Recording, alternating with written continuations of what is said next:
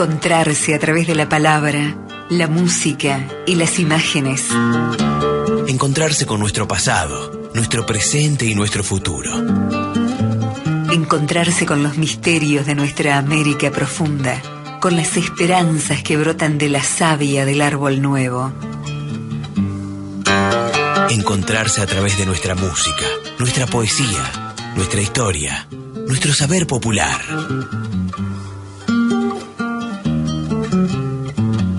Viento Norte es un programa radial que surge de la necesidad de generar un espacio para la pausa, para el encuentro, para adentrarse en la belleza de nuestra poesía, nuestras canciones, las culturas y creencias de los pueblos que habitan nuestro país, su trabajo, sus quehaceres, sus pasatiempos.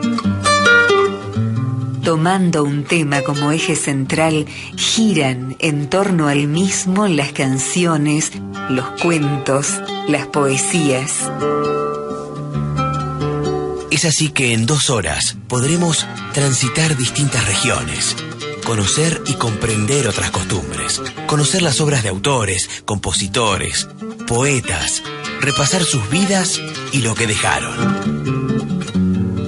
En Viento Norte proponemos ahondar en nuestra cultura popular argentina y latinoamericana, sin perjuicios ni encasillamientos, permitiéndonos sobrepasar los límites y, de ser necesario, borrar fronteras y llegar a otros continentes a través de los cuentos y de la música.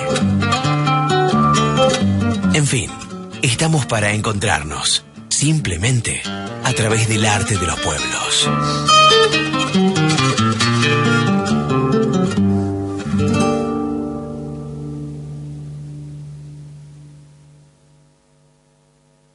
Auspician Viento Norte las siguientes firmas comerciales.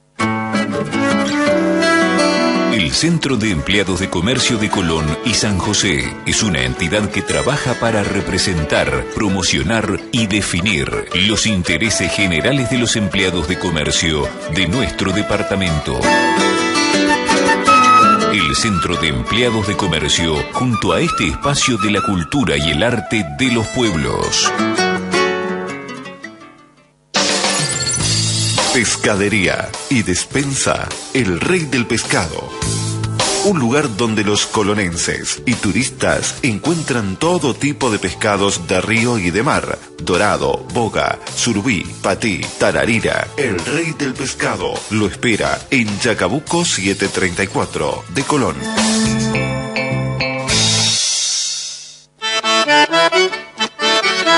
Si de madera se trata, Maderera Santa María, de Humberto Pacot.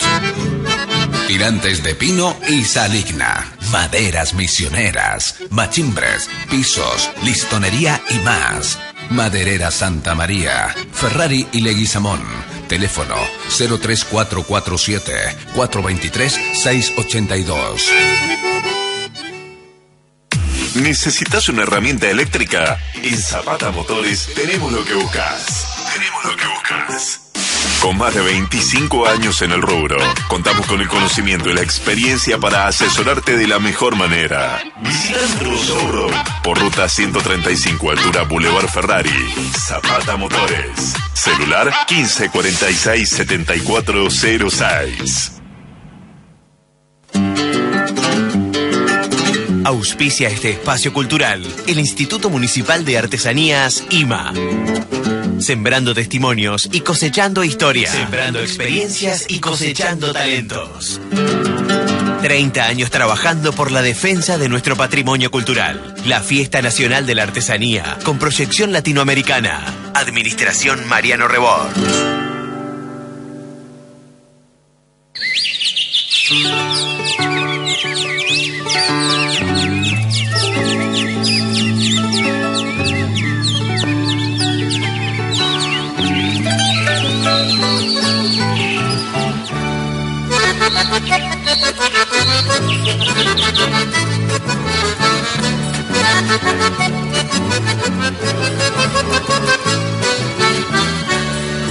Silbando una tardecita, fui costeando el paraísal. Era todo un pentagrama con el canto del zorzal.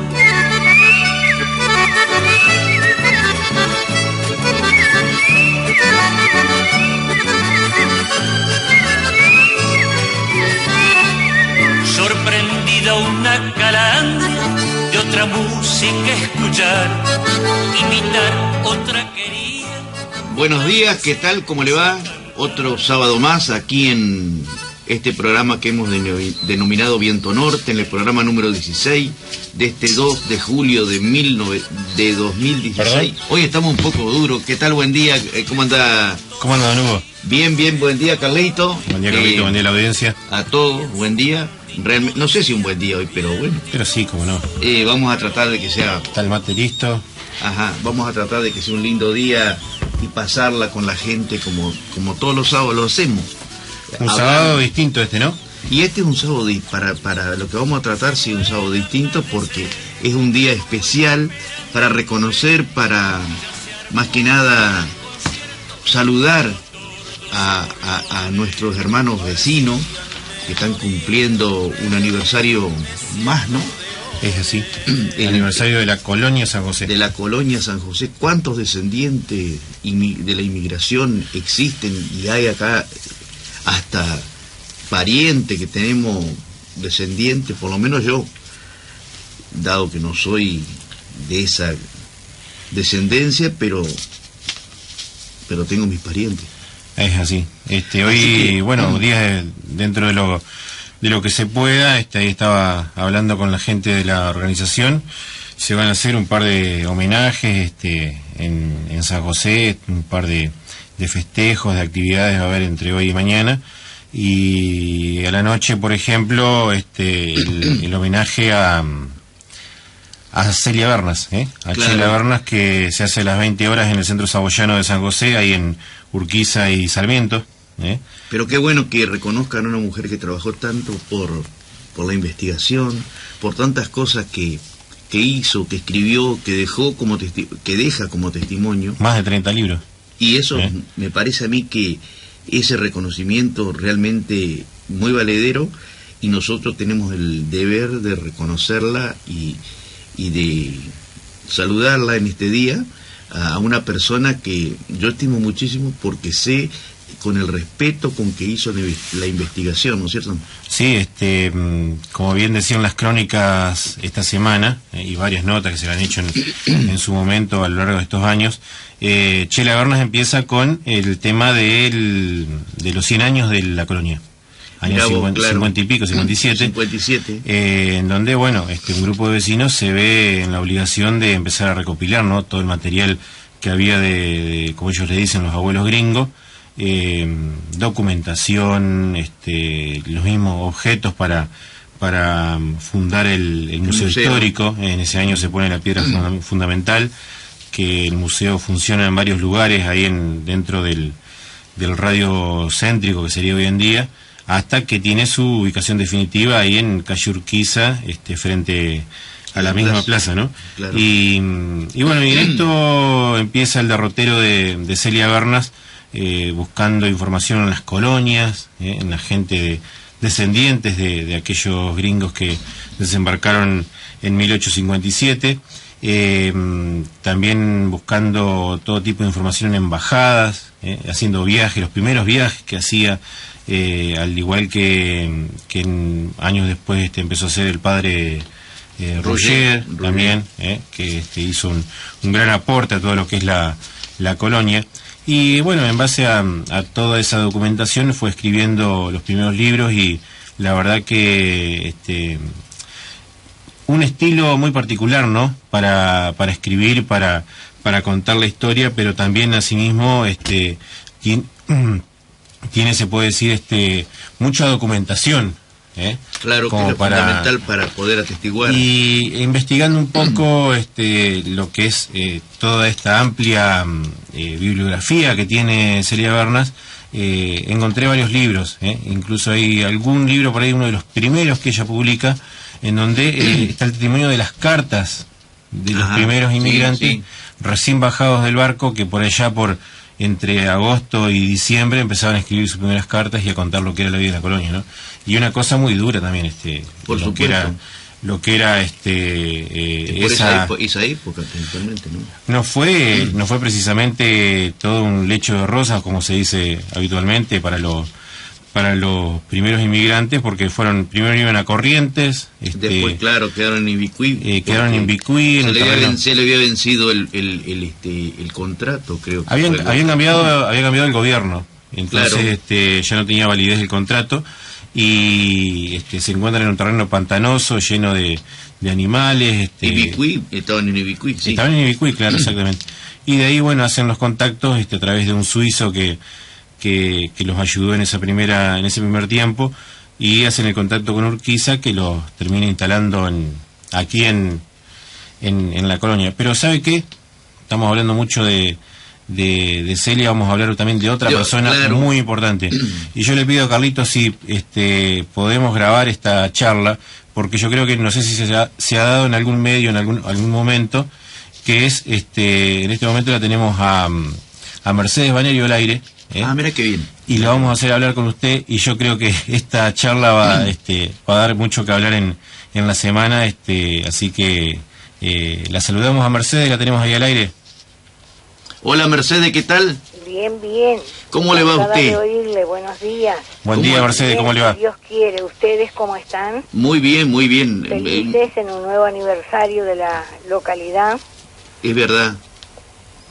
Realmente estábamos hablando antes, hemos trabajado tanto, Mercedes, yo recuerdo siempre el trabajo que se hizo con artesanía.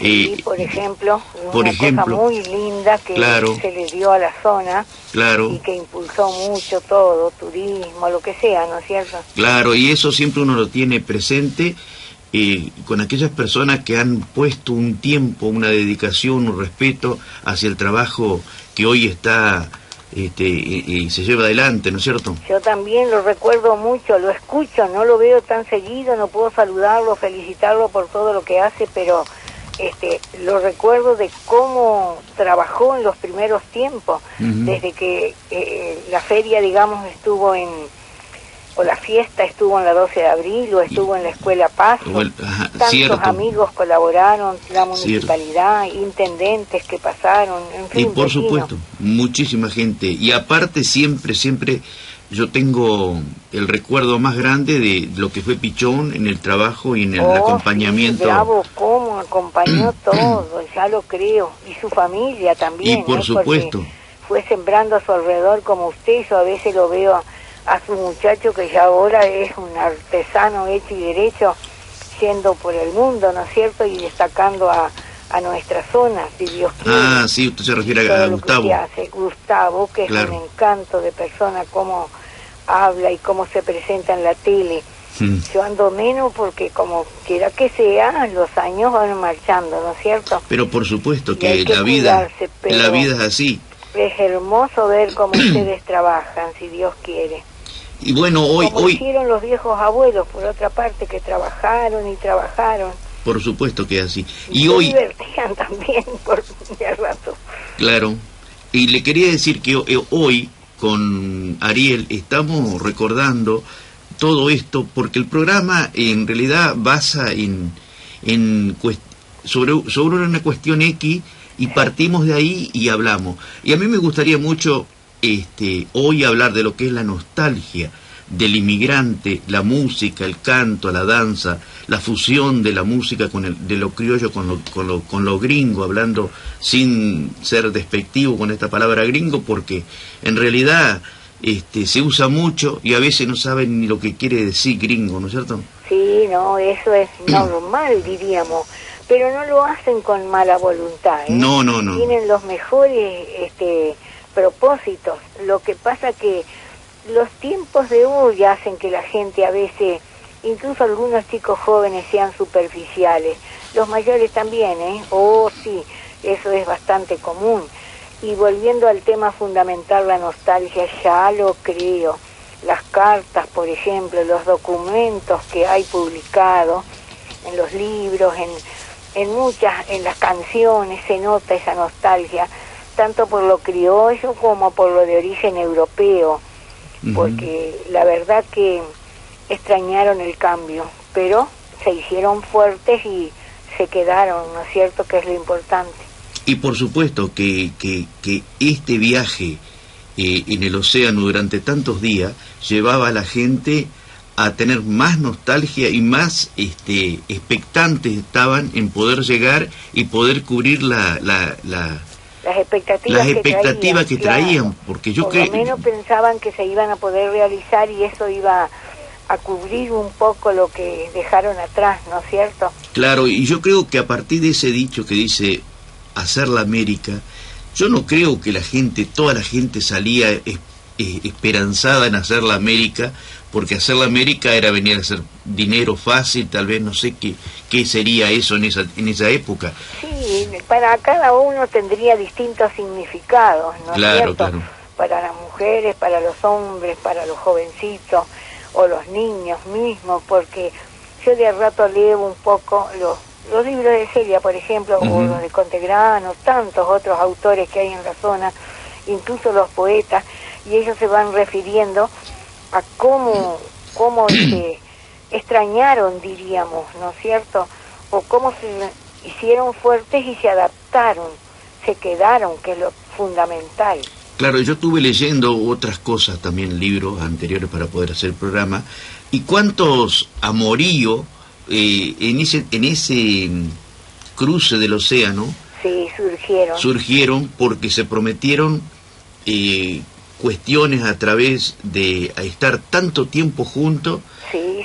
¿O no? Es verdad. Se conocieron, se vieron de otra manera, claro, se apreciaron de otro modo, y si no acá en los primeros tiempos, el vecino estaba al lado y francamente capaz era del mismo pueblo allá y no lo habían visto, como quien dice, pero después claro, cuando lo tuvieron acá de lindero, cómo aceptaron todas esas situaciones.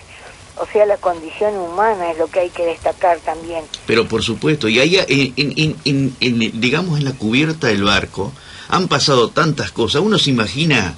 Sí, porque los barcos de aquella época, pero los claro, viajes de aquella época. ¿Cuántos días demoraban? 2 meses para poder llegar en la travesía. ¿De qué puerto habían salido, no es claro, cierto? Y no contar todavía el tiempo en el que habían esperado en Europa tener el documento, el papel, la posibilidad, desde que dejaron la aldea en la montaña hasta que llegaron al puerto y se pudieron embarcar. Claro. Los cambios que ocurrieron mientras tanto, ¿no es cierto? Y lo que se tuvieron que despojar, porque sé, de acuerdo a lo que he leído, cambiar mucho, claro, porque tuvieron que dejar baúles con lo más sagrado que es, por eso hablaba de la nostalgia. Traían, claro, de lo o que los traían. baúles se fueron en unos barcos para, digamos, la América del Norte y ellos se vinieron a la América del Sur. Sí. Sin tener idea de que ese barco venía para Buenos Aires, ¿no? Claro, y eso... Cosa que a veces ocurrió.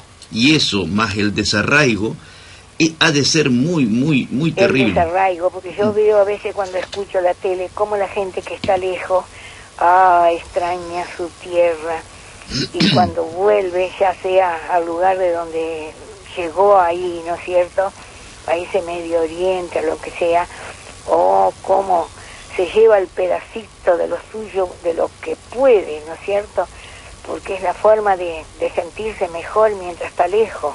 Por supuesto, y otra cosa más que quiero compartir con usted, Mercedes, hasta han fallecido personas sobre la cubierta del barco, sí, y es otra cosa que es muy sentimental.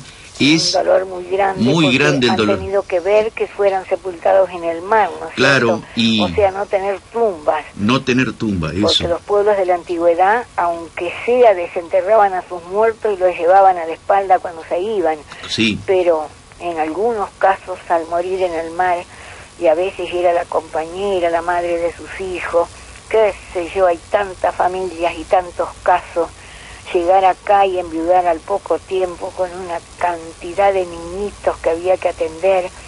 Entonces alguna otra muchacha que capaz no tenía romance todavía tomó la posta y siguió adelante, ¿no es cierto? Porque también el viaje a América era una oportunidad para las solteras. Y por supuesto que... En algunos casos en la aldea no había tantas posibilidades, entonces una de las 2 o de las 3 emigraba, porque a veces no tenían el mismo apellido de la familia con la que venían, pero llegaban acompañando a ese grupo familiar. Y una de esas motivaciones sería esa.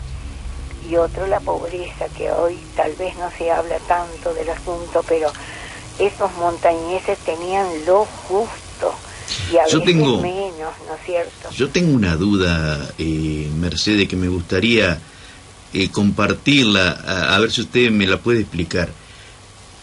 En ese grupo que vino, o en esos grupos que vinieron, ¿eran todos agricultores, trabajadores de la tierra? No, ¿qué van a hacer? Se hicieron agricultores porque no quedaba otra. Por caso. Eso, está bien. La prueba está en que tenían oficio. Uno era relojero, el otro era herrero, carpintero. Sabían todas esas habilidades.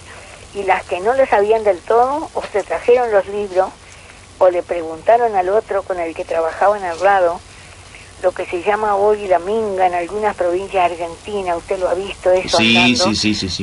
Acá era común también. La deschala. Claro, la deschala, tantas cosas.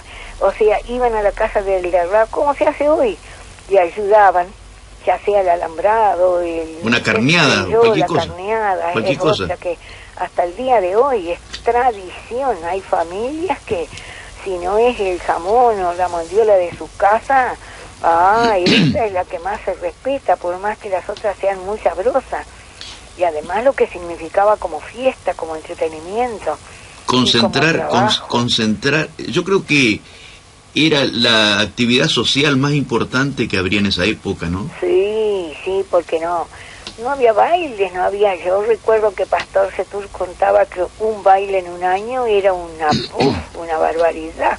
Y cuando la escuelita hacía baile o hacía fiesta, cuando estuvieron las escuelas, claro, o el vecino que podía hacer las reuniones, eso sí, sumamente cordiales, sumamente amables, ¿no es cierto?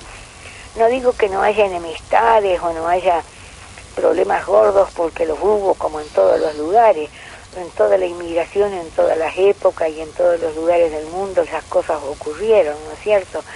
Pero acá en nuestra zona se caracteriza por la bondad de la gente. Eso es algo que se nota todos los días, en mil cosas, cómo colaboran las instituciones, cómo se participa en la vida de comunidad. Claro, lo que pasa es que la necesidad de contacto que tendría que tener la gente que venía de afuera era impresionante, porque tal vez saber que el vecino hacía un queso, y ese queso era compartido en la mesa, y el pan era compartido, el vino era compartido. El peón llegaba y compartía la mesa con el inmigrante que lo atendía, el que venía, por ejemplo, para la cosecha, ¿no es cierto? O para la máquina trilladora, con el tiempo cuando apareció. Todos integraban la mesa grande, eso es muy importante. Y como usted dice, el compartir. Una de las anécdotas que yo suelo contar es el de unos inmigrantes recién llegados, que allá en la loma vivía la viejita Monzón, y ella los vio llegar en su carro que alguien los dejó, ¿no es cierto?, que los traían del puerto. Entonces mandó uno de los chicos con un pan, con una hogaza de pan casero calentito y 2 huevos, la ofrenda que le mandó a la familia esa que llegaba, que ella no sabía cómo se llamaban. Entonces, en la familia Monzón siempre siguieron repitiendo eso: traten bien a eso, o en la familia del inmigrante, ¿no es cierto?, porque fueron los que nos ayudaron cuando los primeros de los nuestros llegaron, decían, ¿no es cierto? Y así sucesivamente. Hay tantos relatos de familia.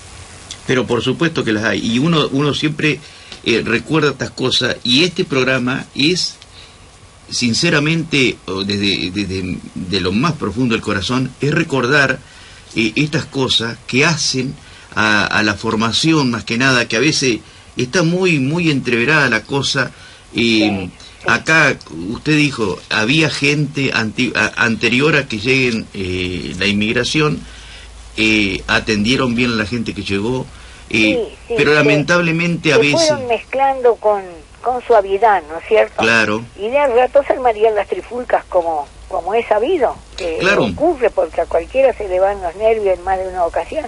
Pero por supuesto, aparte de eso, hay tanta cantidad de cosas que que tuvieron que compartir. Yo, por ejemplo, que ando a veces rescatando, buscando cosas, porque me interesa por la parte musical o la parte de hacer... Tanto hacen por la música como otras personas, Estrellita Menzi, tantos otros. Entonces yo siempre pensaba, este tema, ¿cómo fue la fusión de lo que el criollo, por decir de alguna manera?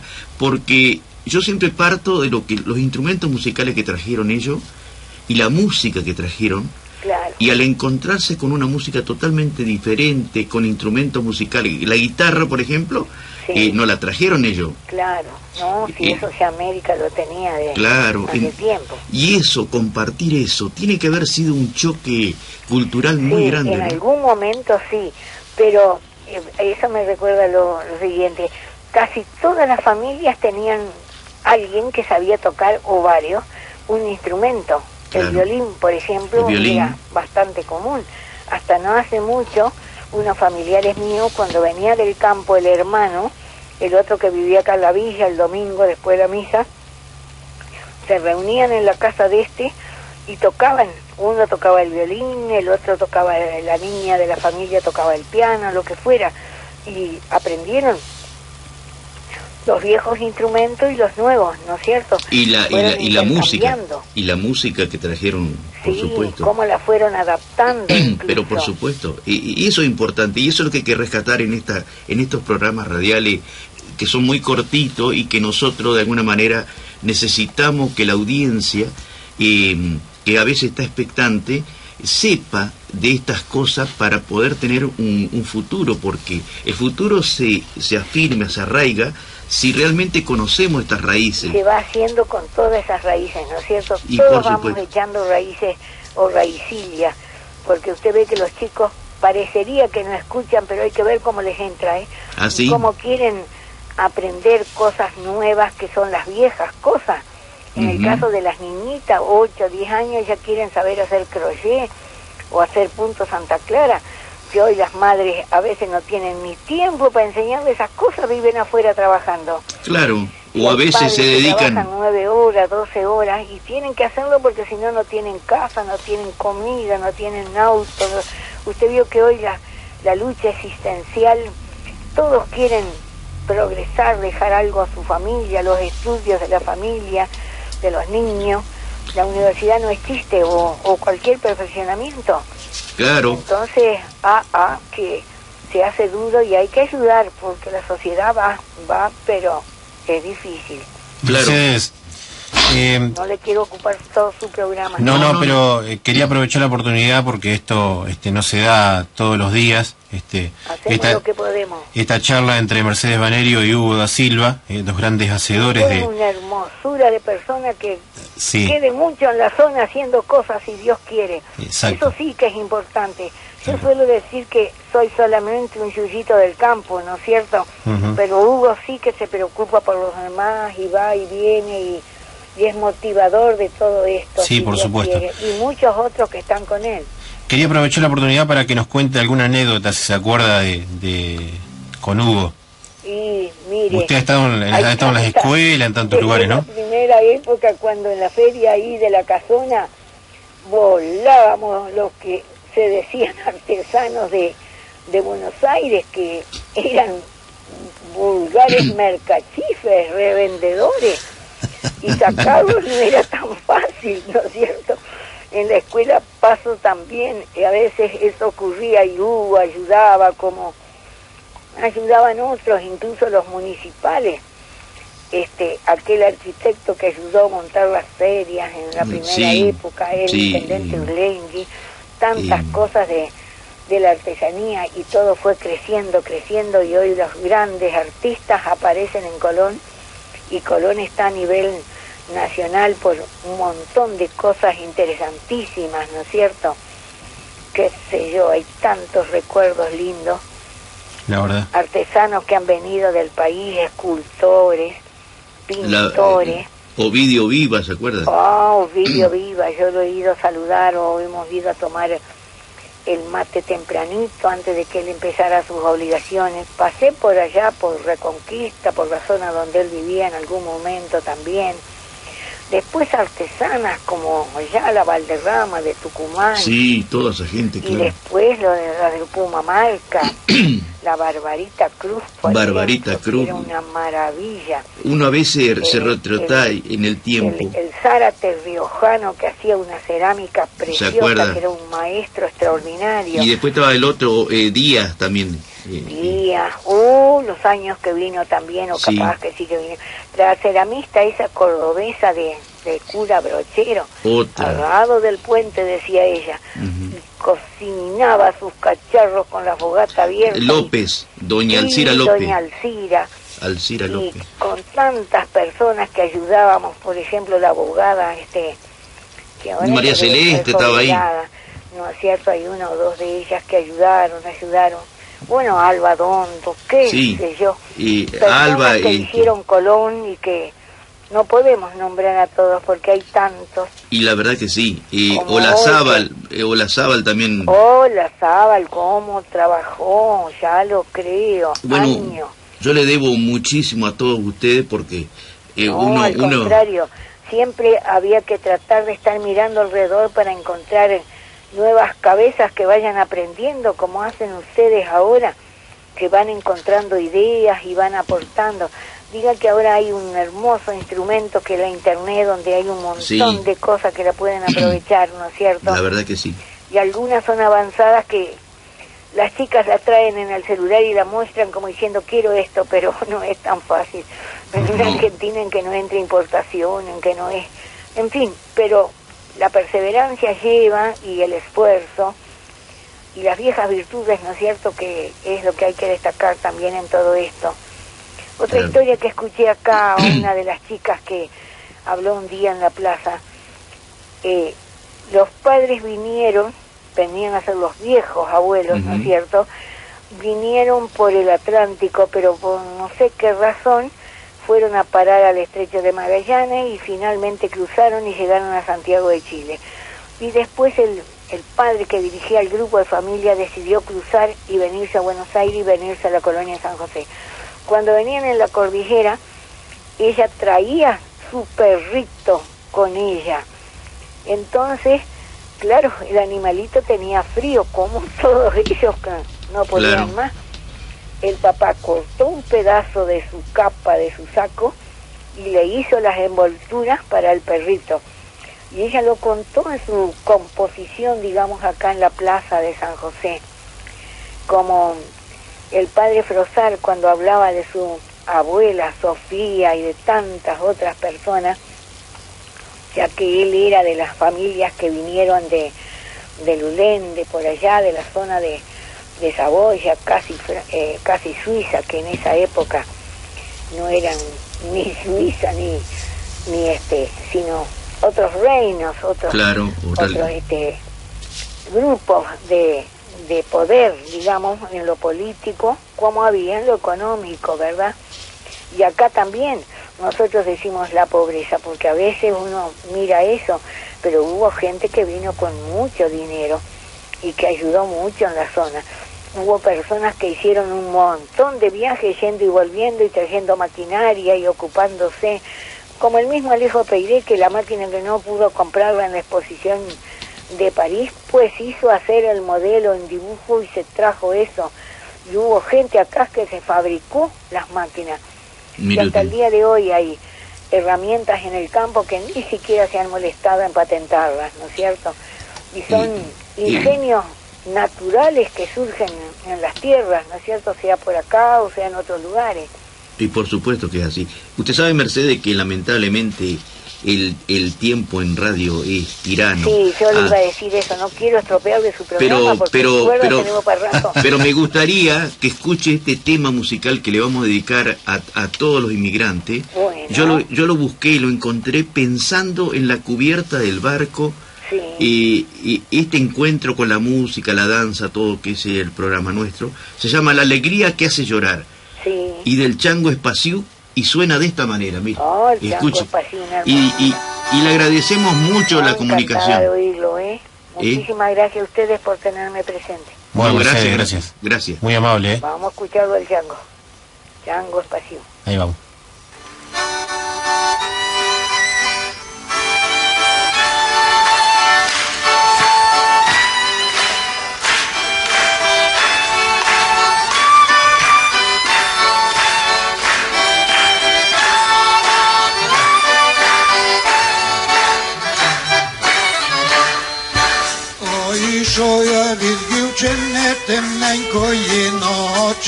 Сила бида на ворота витрішила очі, сила бида на ворота витрішила очі. Я до неї іла, й вона полетіла, якби не та Марусенька була б не з'їла, якби не та Марусенька була б не з'їла.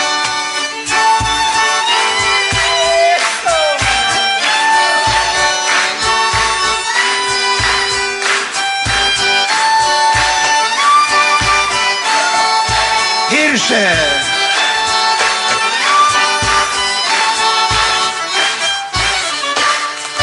Якби не та Марусенька, та й не та Ганя, була б не біда, їла до самого рання, була б не біда, їла до самого рання. Та за любку кримінал, за любку арешту, ліпше любку не любити, додому не вести, ліпше любку не любити, додому не вести.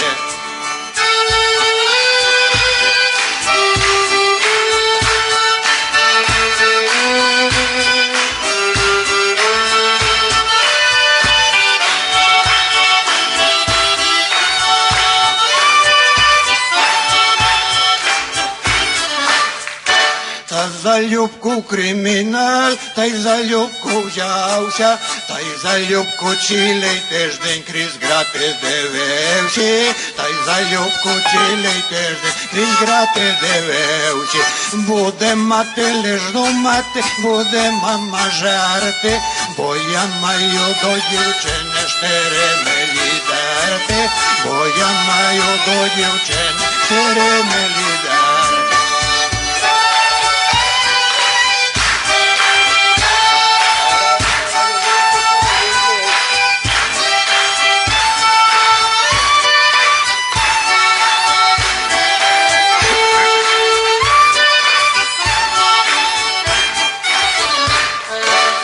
Мій вуйко курить люльку, а я вже не буду. Випила ми вуйна зуби, я її не забуду. Випила ми вуйна зуби, я її не забуду. Я ти вуйко курить люльку, я буду файчину. А ти вуйку люби вуйку, я буду дівчину.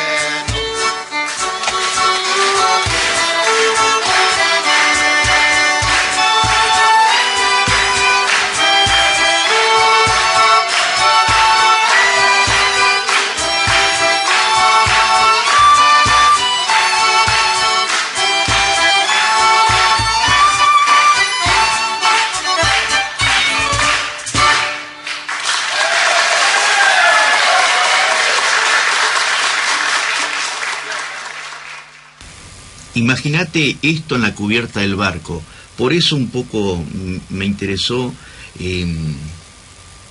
ubicarme como alguien más que vino en ese barco. Uh-huh. Y qué cosa.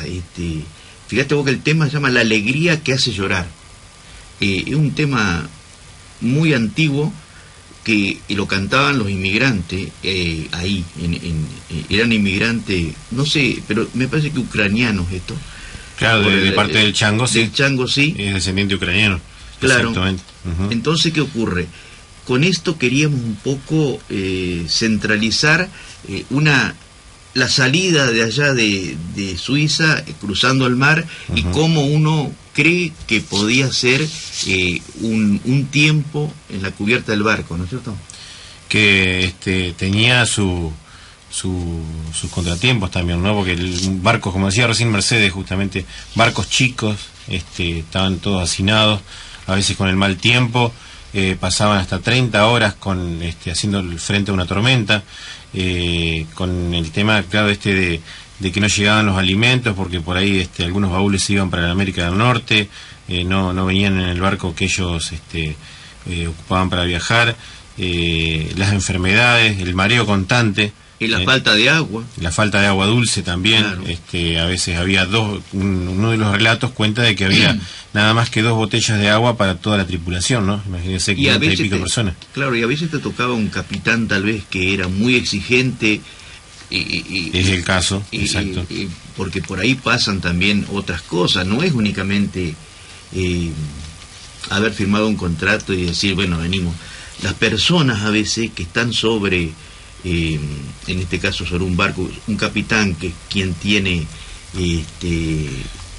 todo lo que respecta al orden en el barco, y a veces no le daban o no querían participar con algo que era obligación y no lo hacían, ¿viste? Entonces, imagínate vos lo que es 2 meses, 60 días viajando, viendo aparecer el sol,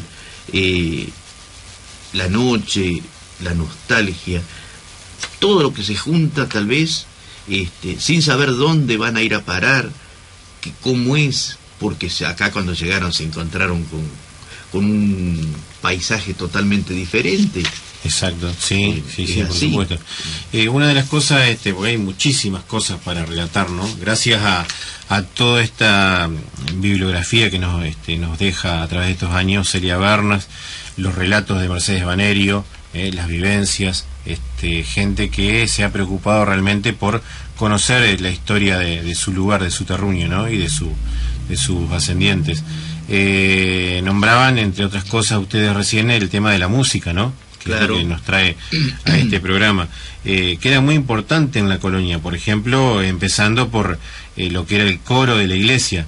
El coro de la iglesia, sí. Cuando se festejaba, recordemos que estaba en ese momento, era el primer, ¿cómo se dice? Coreuta era don Claudio Brelas, que dicen que tenía una voz extraordinaria y que fue nombrado porque el coro era nombrado por el cura de la localidad en ese tiempo, y cuando se hacían los festejos de Santa Cecilia, ahí mostraban lo que eran sus dotes cantorales, ¿no? Y se hablaba muy bien siempre de don Claudio Brelas.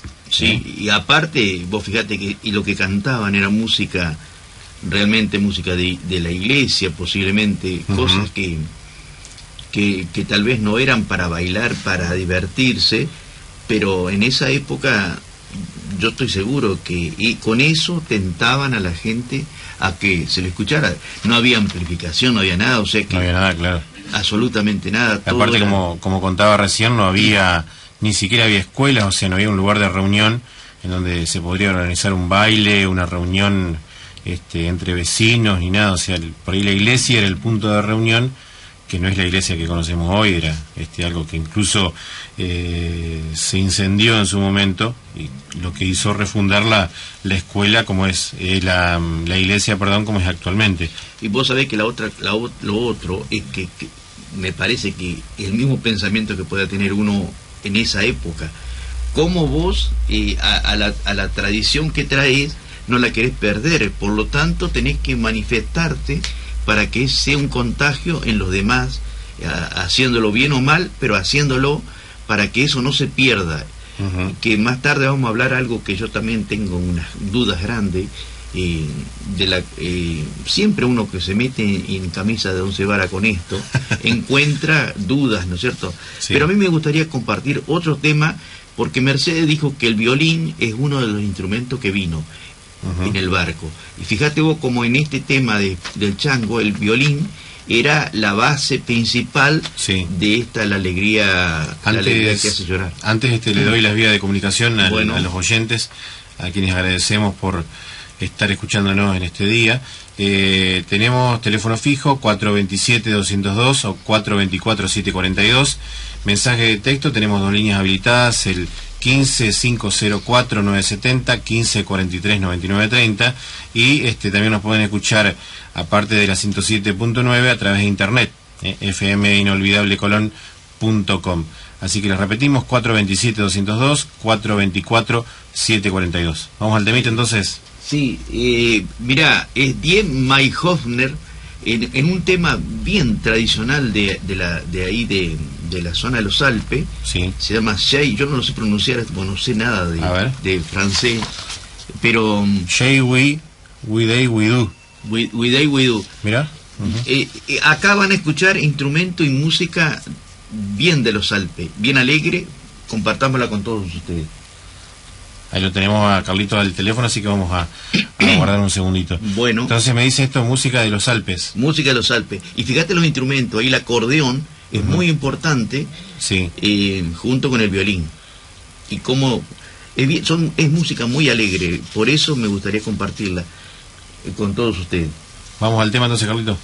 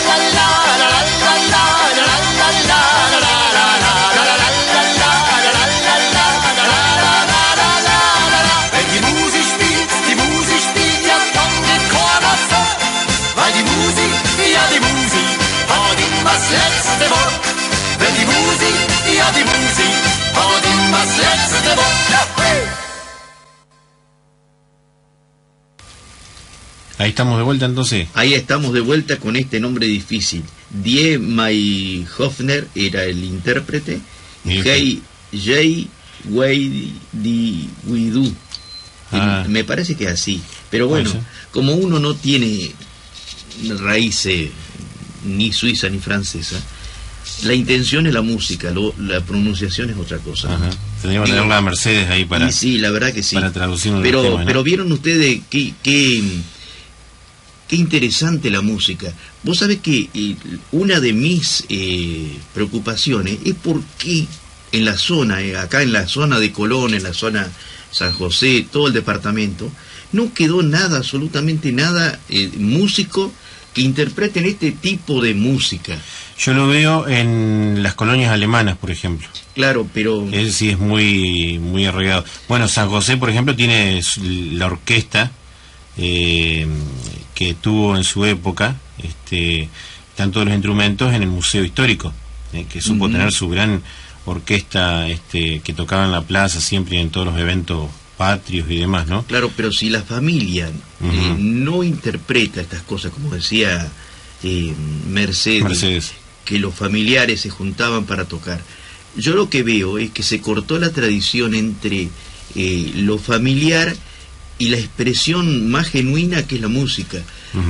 Eso es lo que yo veo, que uno dice, Y vos sabés que yo encuentro en esto una explicación que me parece que hay que estudiarla, analizarla, debatirla.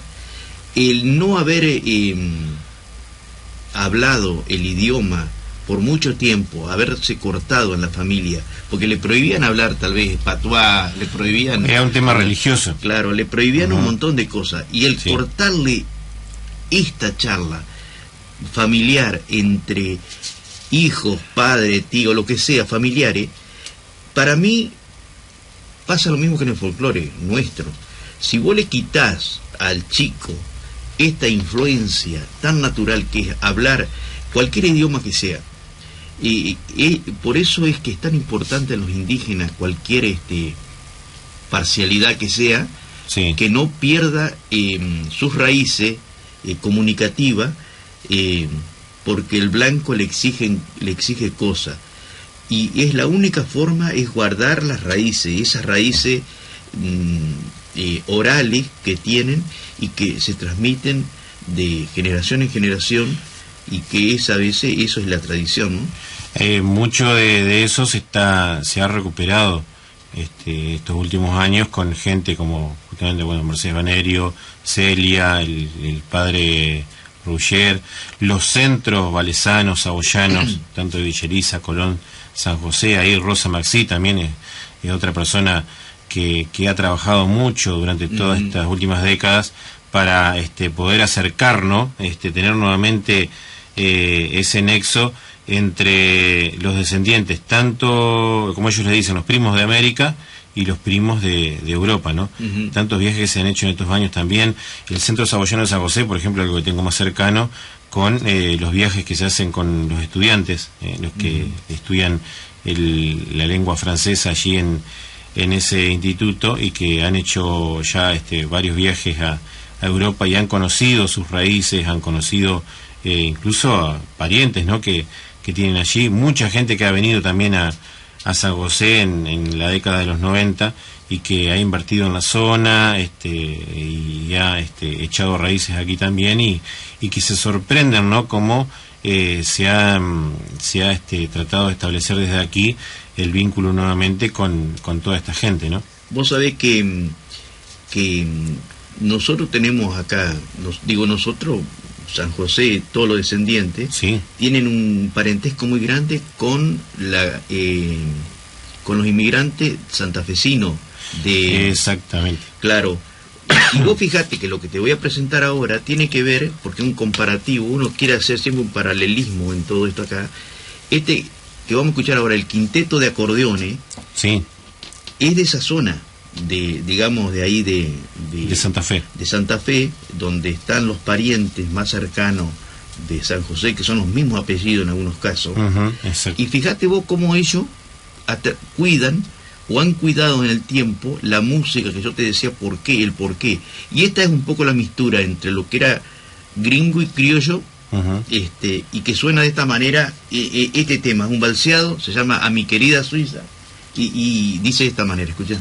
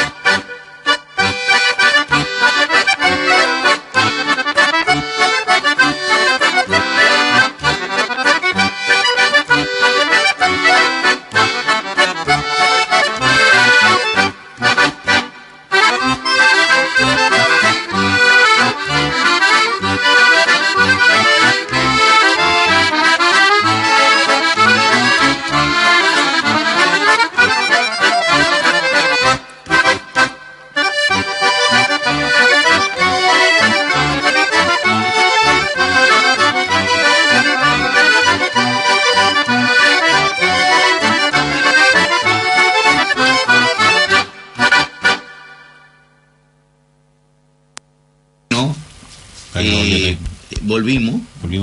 Sí, volvimos, realmente estamos en el aire. Este tema, el quinteto de acordeones, a mi querida Suiza, que es un balseado, es un poco lo que les decía, la fusión, y que realmente cuánta música se ha heredado de todo esto o han compartido, porque el balseado, yo la verdad que tendría que profundizar un poco más en este tema, pero el balseado me parece que es un derivado del vals vienés, de todo eso ahí, porque es bien nuestro el balseado. El balseado es mucho más un género musical de la Mesopotamia, sí, y por lo tanto habría que profundizar un poco más para contar lo que yo sostengo, ¿no? Como escuchando tus temas a uno lo remite, ¿no? A todo lo que fue esa vida, como usted recién decía, ese viaje en el barco, durante que ellos, tenía razón, ellos salen en marzo y llegan en mayo a esta zona, más allá de todas las contingencias que tuvieron del viaje a Corrientes, el viaje al delta entrerriano, y de ahí recién llegar aquí al puerto, a la zona de Colón, ¿no? Que eso nunca me quedó bien en claro. Si realmente llegan al puerto de Colón, hay muchas versiones también que dicen que entraron por el Artalas y desembarcaron en un predio aquí cerca del arroyo. Eso también hay muchas cosas, ¿no? Que por ahí se hablan, que se dicen que queda la duda. Claro, yo no creo, porque el calado de ese barco que vino y no lo permitía el arroyo. Claro, exactamente. Hay cosas que se pueden comparar o poner como idea, pero cuando vos la entras a comparar es difícil, ¿viste? Porque el calado más el peso del barco, todo lo que... También no quedan claros si ellos bajan de ese barco, los trasladan a otro y ahí hacen el último viaje. Después hay versiones, bueno, de que atraviesan el monte hasta, porque no es que llegan el primer día a la colonia. Y tiene que ver cuando llegan fue un campamento muy improvisado con lo que había. Claro, con lo que había. Vos sabés que tiene que haber sido un día como hoy, pero no nos olvidemos que acá había ya muchas personas habitaban estos lugares. Sí. Estamos hablando de la calera de Colombo, que era explotada, y ahí es donde fueron a parar mucho de las mujeres que venían con problemas, que tenían algún tipo de problema, la mandaban al galpón de esta, ¿cómo se llama? De la calera. De la calera Espiro. La calera Espiro. Y hay muchas anécdotas sobre eso, porque esa calera, el que la administraba era un gallego, del cual no lo pasó bien, porque le exigieron un montón de cosas para que él se diera el espacio donde él hacía ver, porque si dijimos que era un día como hoy, la cal no podía tener contacto con el agua, con la humedad. Pues fíjate que en esa época creería, viste, que otra de las cosas que uno anda siempre buscando información, no había normas ISO. Exacto. Era otra cosa, ¿no? Claro, y vos fíjate que la cal se despachaba, se guardaba en grande barrica de madera.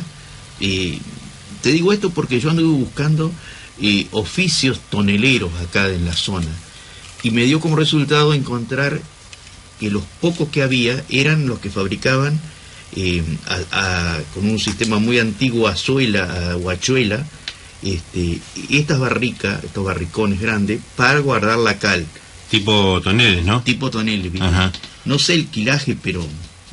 Y entonces la preocupación de este hombre, creería, era cuidar esa cal que no se humedezca, porque perdía calidad, sí. Perdía toda la calidad que una vez que la cal está ya pasada por el horno, el contacto con el agua pierde la calidad. Lo que se apaga, dicen, ¿no? Se apaga. Pero bueno, así son las cuestiones en la vida de esa época, y uno, a medida que avanza, escuchamos violín, acordeona. Y hablando de acordeón, le vamos a mandar un saludo grande a Cacho Gauna que, que nos saludó y desearle vos sabés que a Cacho Gauna tuvo un imprevisto esta semana, ¿no? Claro, tuvo un problema con el acordeón, se la sustrajeron no, la verdad que no sé cómo es el problema, pero para un músico perder un instrumento musical es perder la mano, perder el corazón, es perder todo. Y por suerte se la devolvieron. Sé que la gratitud grande a quien la devolvió, porque realmente ha de ser una persona que entiende lo que es la música y el sentimiento que le pone el artista, y por eso en esta corta semblanza, vaya mi agradecimiento entonces el tuyo y de todos los que hacemos el programa, sí, a este hombre que la devolvió y que hoy Cacho Gauna puede seguir tocando su arte, haciendo su arte a través de un instrumento que quiere tanto como el acordeón.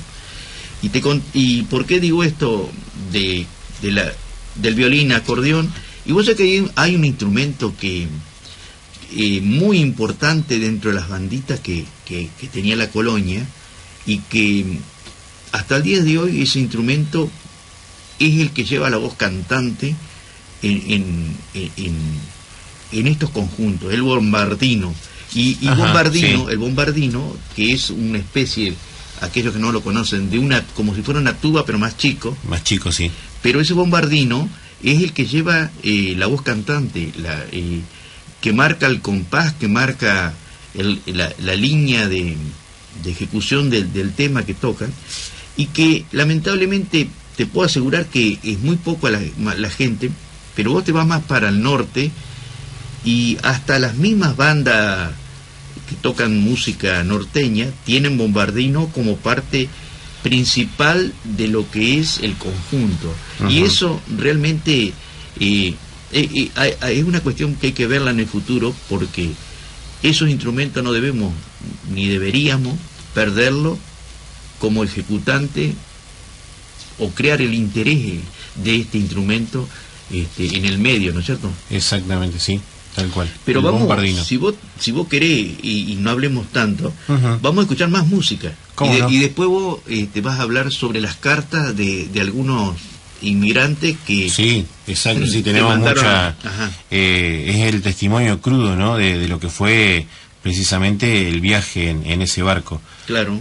Y aprovecho también para dar nuevamente las vías de comunicación: 427-202, 424-742, ahí nos pueden llamar para dejar mensajes, para saludar, para aportar también, ¿no?, a este programa. Interesante tema el que trajimos hoy.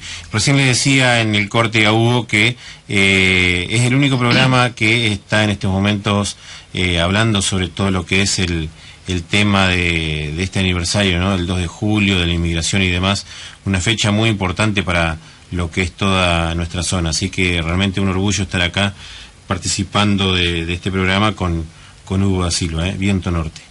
Bueno, vamos a escuchar entonces a estas polcas enganchaditas que tenemos acá. 4 minutos, vamos a disfrutar un poquito con la gente. ¿Polcas remixadas? No sé si son remixadas o no, pero se llaman Los Primos, son de Juan José Castelli, provincia del Chaco. Ahí tenés otra fusión de lo que es la música gringa con la norteña, con la criolla. Con la criolla. Ajá. Así que vamos a escuchar estos temas. Escuchá.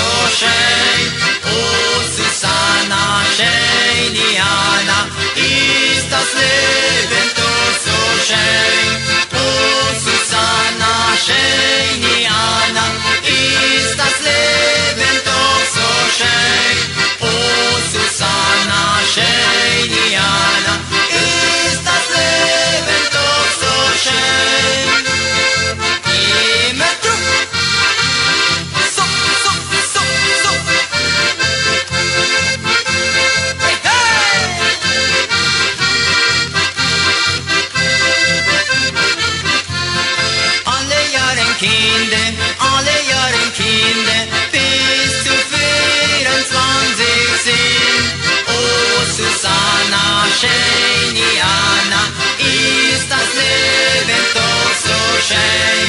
Alle Buben tanzen, los die Musik an den Erd. Oh Susanna Scheiniana, ist das Leben doch so schön.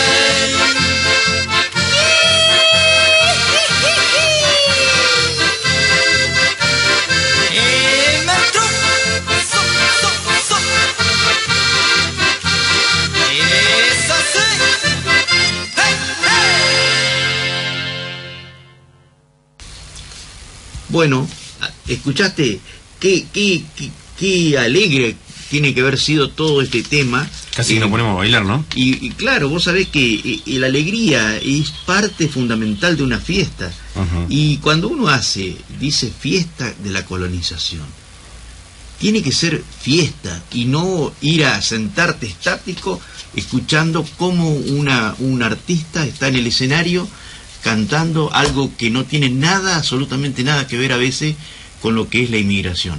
Sí, estábamos hablando justamente de cómo se ha perdido por ahí un poco, ¿no?, el tema de traer esta gente que rescata todo lo que es lo que venía hablando usted recién, toda esa tradición, todo ese nexo, ese cordón umbilical que hay con los abuelos gringos, ¿no? Y mucho tiene que ver en eso el tema de la música, ¿no? La alegría de tocar un instrumento y demás, tan importante que fue la música en la vida de la colonia. Pero vamos un poquito más atrás, porque nos estamos adelantando al 2 de julio, y en realidad tenemos que hablar de lo que fue la previa, ¿no?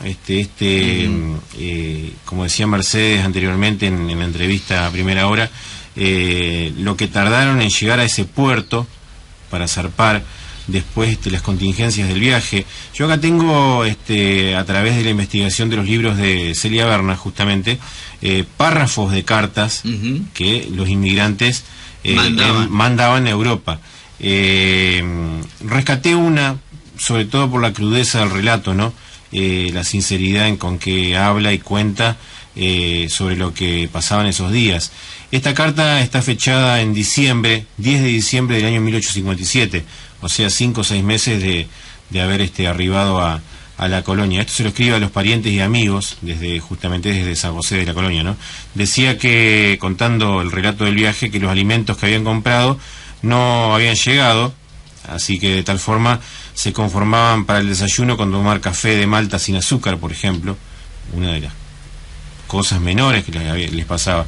En cuanto al almuerzo, nunca era bueno, siempre había carne salada o jamón, también muy salado. Yo no estaba acostumbrado a todo lo que era el encurtido y eso. Me refiero a la carne salada, como el charqui.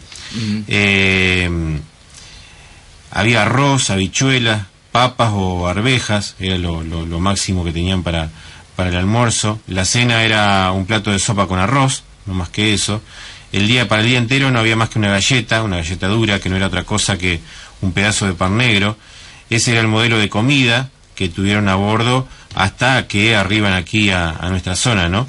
Dice en el relato, este relato es de Juan Bodenman, uno de los inmigrantes que llegó aquí a nuestra zona, que ese era el modelo de comida, eso es lo que había para todos los días que tuvieron a bordo.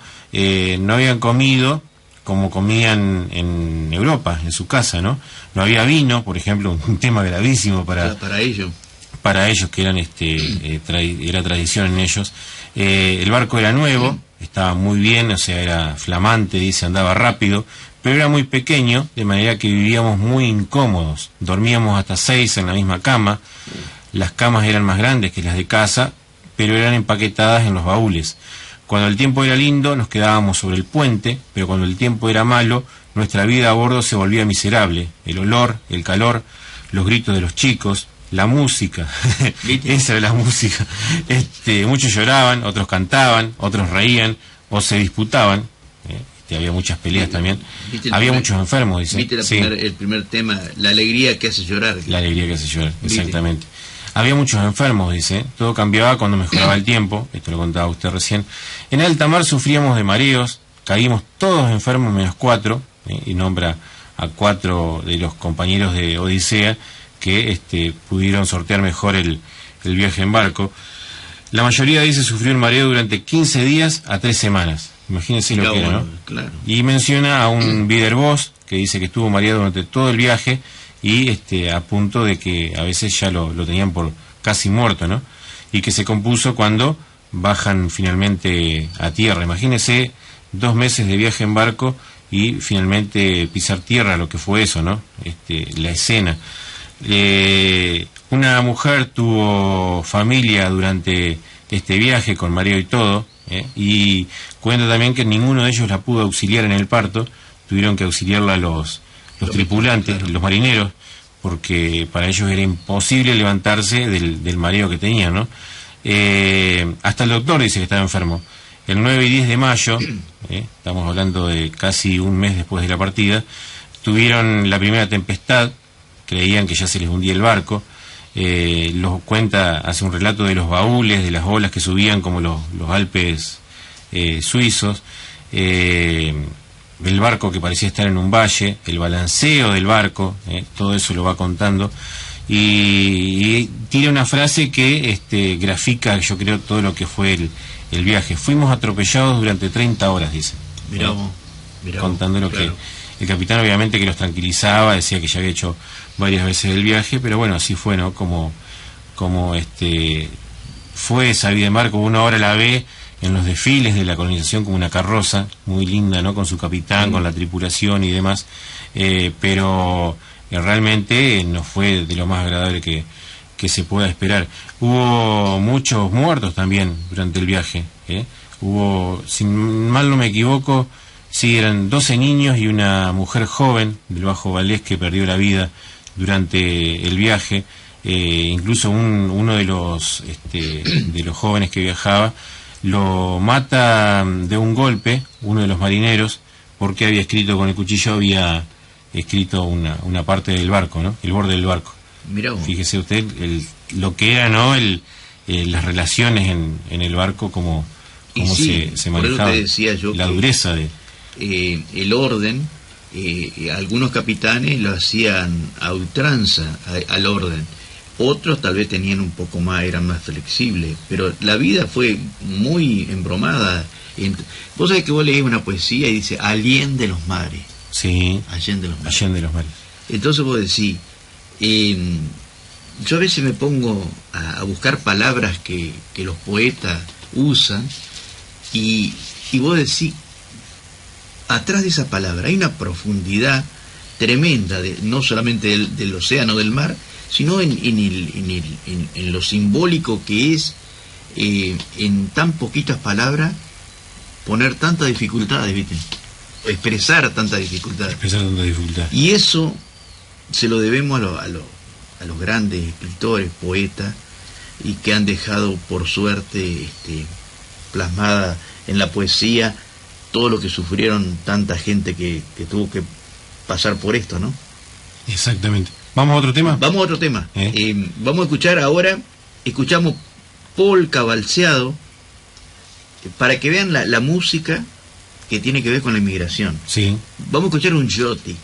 El joti es otra de las danzas o de la música que trajeron los inmigrantes y que se posesionó acá en estos lugares, desde Entre Ríos hasta Misiones. El jote sonó siempre. Algunos de esta manera que vamos a escuchar ahora a Luis Ángel Monzón en este jote. Mire usted, el Monzón que nombraba Mercedes. Pero en realidad ahora yo te cuento lo del Monzón. Bueno. Vamos.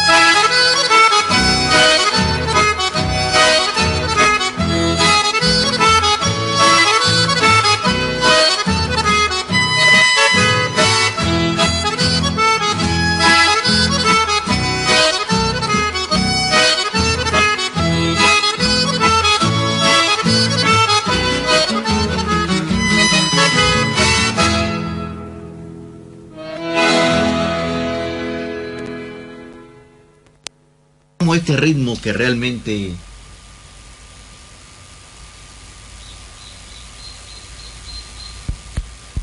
escuchamos este ritmo, decía, estamos en el aire, no sabía. Este ritmo que es el yote que es realmente de origen europeo, pero que se afiancó en esta zona y que muchos intérpretes lo hacen o han jugado con él para las grandes fiestas que se hacen, que ahora vamos a hablar un poco. Este yote es un yote muy tradicional de lo que es Misiones, pero Luis Ángel Monzón, que estábamos hablando, es en realidad Luis Barchuk. Luis Barchuk. Barchuk. Barchuk es el apellido de él, que para hacerlo más digamos, más criollo, se puso Luis Ángel Monzón. El yote se llama Por la Cañada, es muy tradicional este yote también, y que es una música que yo me imagino en los casamientos de acá de la colonia, cómo y qué música se bailaba en esos tiempos, y te puedo asegurar que el yote era uno de los que más, junto con el vals, el valseado, era lo que más se ejecutaba para que la gente se divierta. En el ritmo del yote hay yote con cambiada, yote simple, yote doble. Hay una cantidad de tipos dentro del género musical, con derivaciones que eran muy divertidas, yote con relaciones, una cantidad de cosas. Y dentro de esto también la ranchera, que es un ritmo muy común hoy, y que antiguamente se llamaba la ranchera, es un híbrido de la mazurca, que era el verdadero ritmo que trajeron los inmigrantes. La mazurca, que no es la mazorca, es la mazurca, sí, señor, que es de origen también europeo norte, y que se bailó y acá se transformó en ranchera, y que fue muy popular, pero muy popular. O sea que lo que en las carneadas que hablábamos hoy temprano con Mercedes, la carneada era el momento más importante donde la gente colaboraba para que esta actividad comunitaria tuviera sus efectos en la colonia. Quienes participaban siempre tenían una parte dentro de lo que era la carneada, por lo tanto por eso era comunitario. Y la deschala, que era el momento en que se cosechaba el maíz, y se lo deschalaba a mano, y esa deschala era lo que hablaba Mercedes, que era la minga para nosotros en el norte. Es una actividad digamos comunitaria, donde todos los vecinos, todos los amigos van a ayudar a otro para que resuelva sus problemas en el tiempo que es necesario, ¿no es cierto? Sí. Y ese hombre pone tal vez un animal para que coman durante los días. Él te paga con muy poco una actividad muy grande, ¿viste? Exacto, sí. Porque en una minga o en una carneada vos estás preparando elementos, o en este caso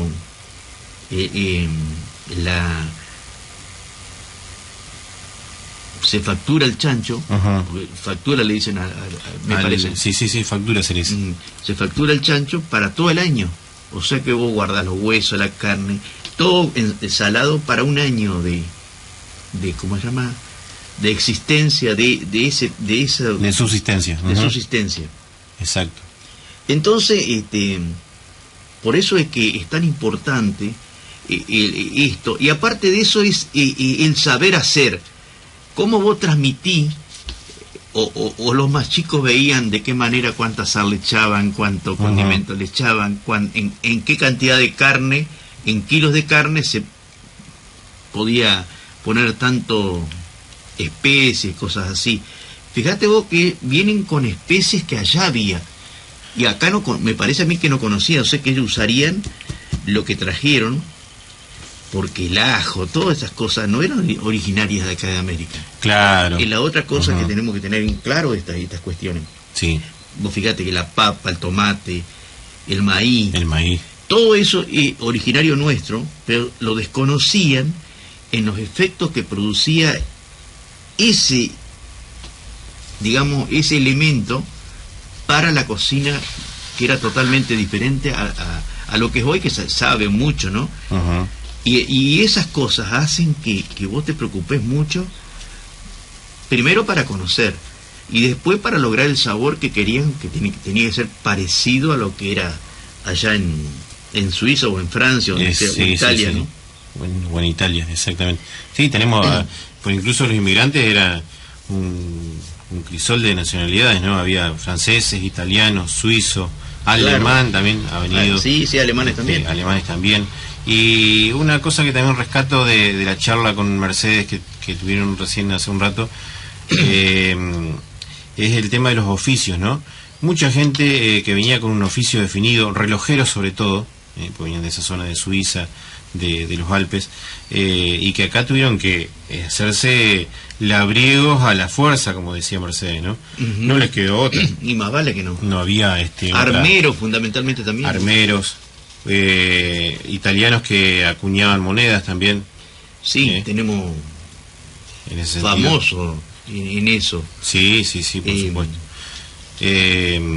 Pero bueno, o vamos a un tema ahora entonces. Pues mira, hablamos te voy a mostrar otro yote, pero un yote ya más nuestro. Y este está dedicado a un oficio, que son las hilanderas.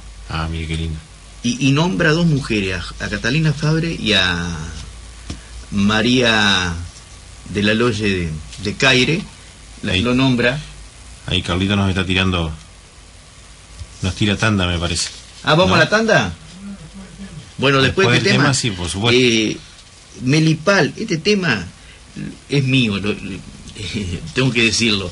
Lo hice allá por los años 70 y pico, en homenaje a estas dos mujeres que realmente dejaron el alma. Me dijo Catalina Fabre y María Caire. Y Juana Caire. Juana de la Loya de Caire. Exacto. Dedicada a ellas dos este yote, que es diferente al que escuchamos, en ritmo. ¿La letra y música suya? Letra y música mía. La interpreta Melipal y suena de esta manera.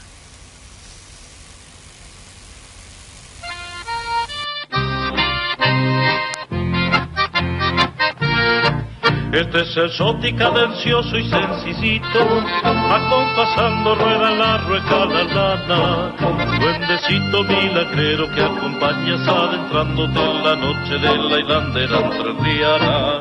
Duendecito milagrero que acompañas adentrándote en la noche de la hilandera entrerriana.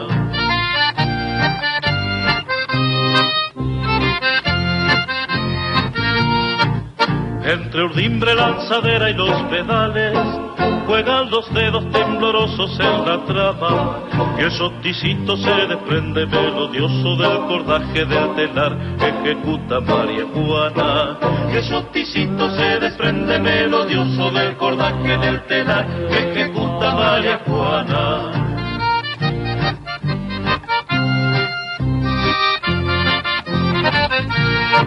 Solo les pido que Dios bendiga el trabajo de todo aquel que haya nacido artesano, porque es mensaje transmitido desde el alma el que realizan y ejecutan esas manos, porque es mensaje transmitido desde el alma el que realizan y ejecutan esas manos.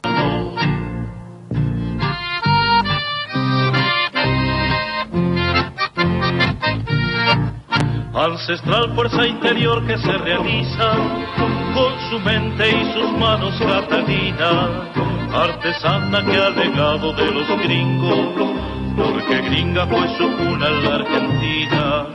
Artesana que ha legado de los gringos, porque gringa fue su cuna en la Argentina.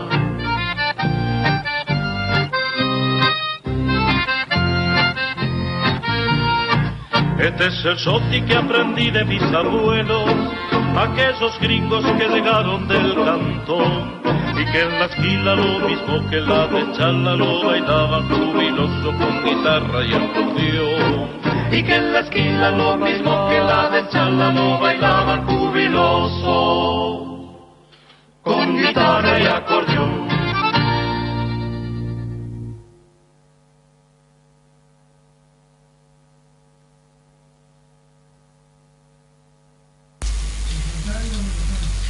Bueno, lo que escuchamos ahí es este yote, y lo interpretaba Melipal, se llama El Yote de la Hilandera, y sonó de esa forma, ¿no? De esta manera. Pero obligadamente tenemos que ir a una tanda comercial y después seguimos con más Viento Norte. Quédese con nosotros. Hacemos una tanda y ya volvemos con más Viento Norte.